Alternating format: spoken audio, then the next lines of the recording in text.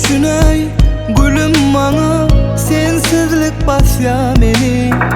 Aşk derdin çekya yürüp gündümün yakya meni. Hiç çıkan yok ağımdan, gitsen de yanımdan. Sen gittin dünyamdan, can ayırlı canımdan. İnni bana oturdu koca hanım lezzeti.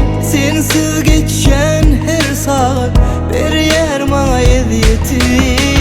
Beni oyup bir yerde kime verdin cenneti? Aşk derdini çektirip soğut ettin eziyeti. İnni bana oturdu bu cahanın lezzeti. Sensiz geçen her saat bir yer bana eziyeti. Beni oyup bir yerde kime verdin cenneti? Aşk derdini çektirip soğut ettin eziyeti.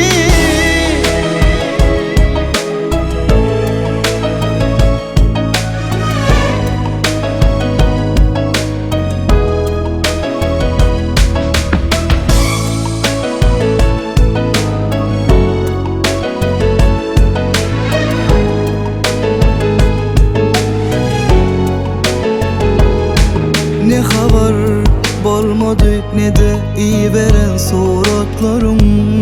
Ken karıştım umut bilen, gelmedi hiç var hatlarım.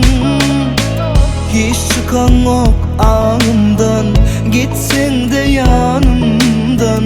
Sen gittin dünyamdan, can ayırlı canımdan. İnni bana oturdu o cahanın lezzeti.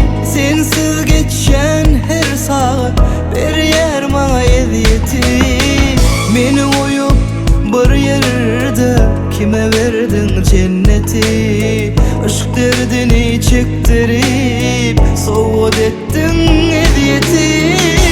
İnni bana oturdu bu cahanın lezzeti. Sensiz geçen her saat bir yer bana eziyeti. Beni oyup bir yerde kime verdin cenneti? Aşk derdini çektirip soğut ettin